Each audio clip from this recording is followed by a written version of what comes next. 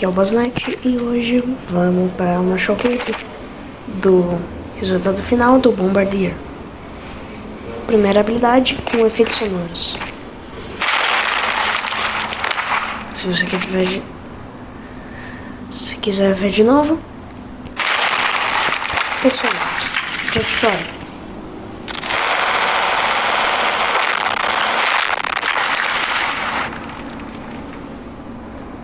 Tá aqui. Double Crash.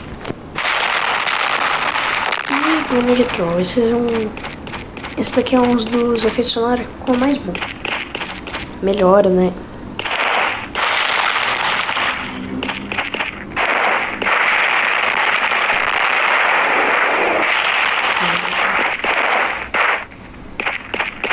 Pronto. Aí tem o dash aéreo. O dash normal. Os M1s. 5 M1s. Junto com o Down Slam. E um uppercut.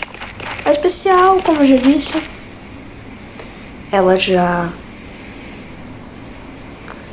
explode todo mundo que você já assistou, mas agora tem efeito sonoro.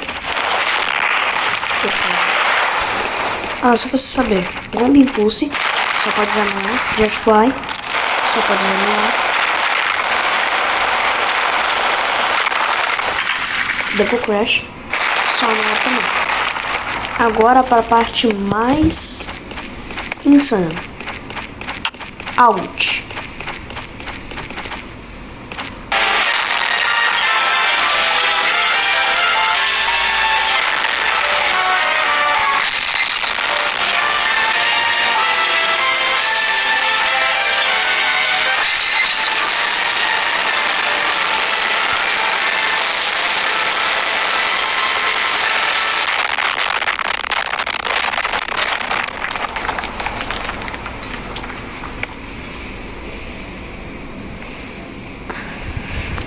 Isso aqui dá Hitcan e Ryensukuna, só pra tu saber.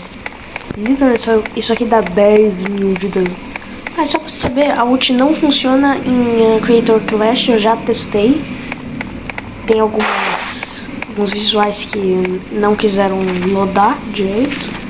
Então, recomendo você usar o moveset base e não usar ult quando você for no Creator Clash. Obrigado por assistir e tchau. Tenha um ótimo dia.